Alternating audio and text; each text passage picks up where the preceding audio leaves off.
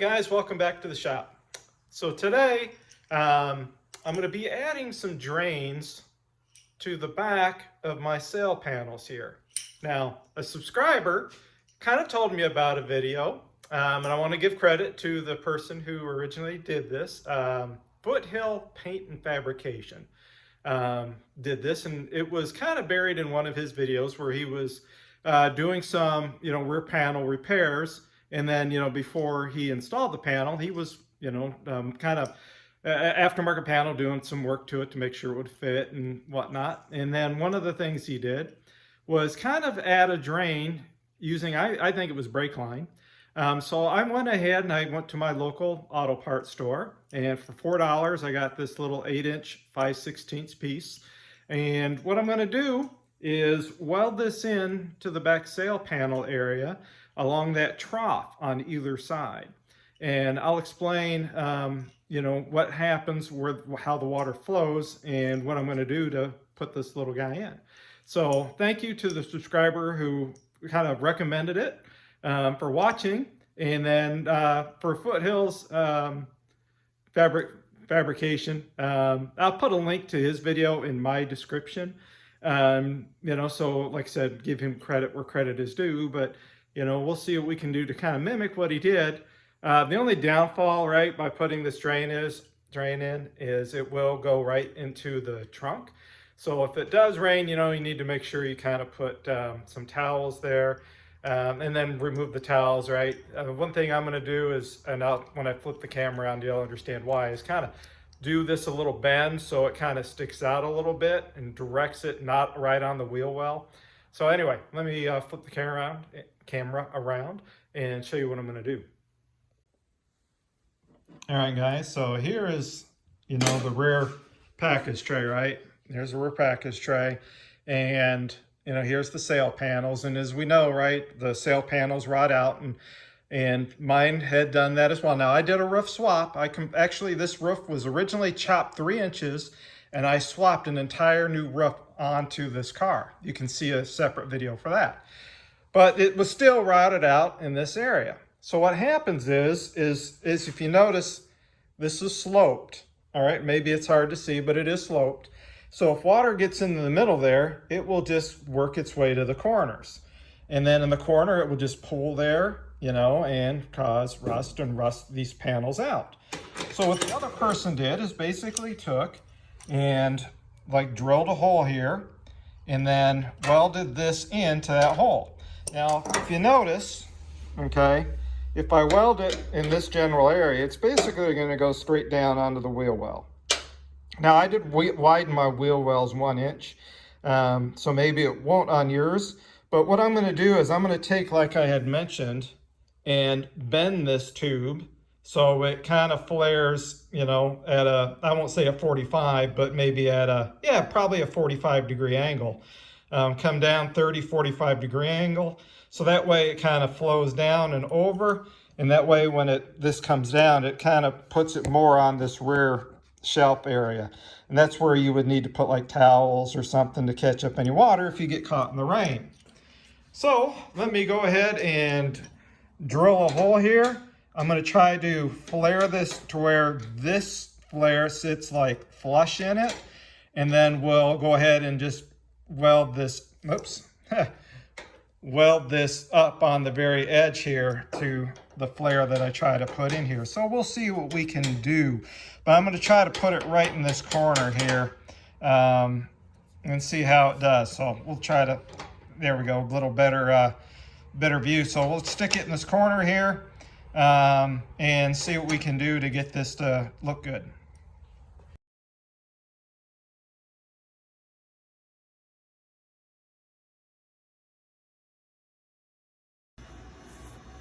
All right, guys, so you can see here, right here is the, where I decided to drill my hole. Why I also decided to bend it at a 45, if you notice down there is my wheelhouse. And if I would have put it here, for example, yes, it would have cleared the wheelhouse. So I decided to go a little bit more in the corner and then kind of do a little 45. So that way, when it drips, it should drip, out about an inch past the wheelhouse if all goes well. Okay, because when I do that, right, and weld it in, it'll be a little further out. And then, you know, we can put a shop towel or something down there to collect any rainwater if I happen to get caught in the rain. So what I need to do though, is if you notice, right, this is sticking up quite high. The water here, you know, if there's a lot, you know, will go in, but if there's just a little bit, because this is sitting much higher up, the water will just still collect here. So what you need to do is take this back out, okay, and figure out a way to dimple this, if you will, so that, you know, this can set down a little more flush in there. And then we can remove some of the coating here. Whoops, remove some of the coating and weld it in. So let me figure out how am I going to modify this so it sits flush down in there. I suppose I could just drill a bigger hole and it would sit down in there. But we'll see what we can do, maybe with see what we can do to dimple it. So guys, I don't know if you can see it, but you'll notice, you know, kind of a little step there. So if I'll slip this in now, and you notice how it sits right down in there. It's basically flush, all right, with the bottom here now. So what I did is originally I used this step bit to drill the hole. All right, this is, you know, very fine increments. Then I switched over to this one, and basically what it did is just enlarge the hole, but I didn't go all the way through. That way there's a step that this can kind of rest on. And now what I can go ahead and do is flip this around so my drain points the right direction. All right, set it in there like so. And then what I'll do is I'll clean that area, weld it in, give it a little grind. And now you can see it will be flush with this area. So then as the water rolls down into the corner here, it should just funnel right down into the drain.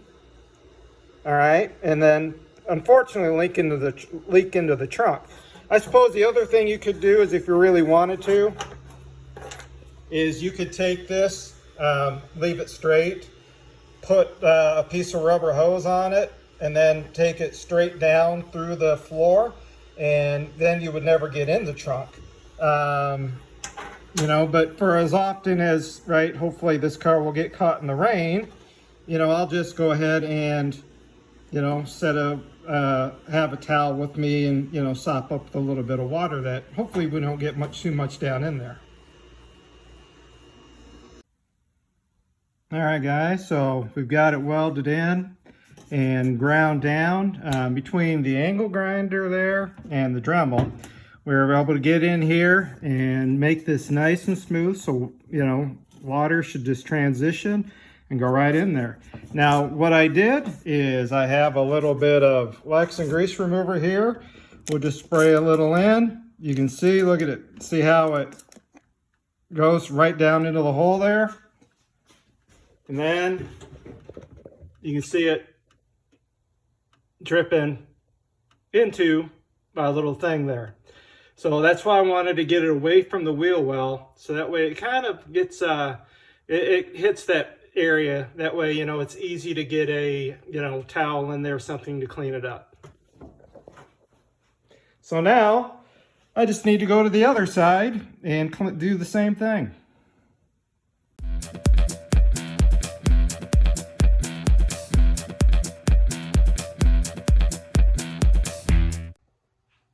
So guys, again, I want to thank the other person for coming up with the initial idea. It seems like a reasonable idea.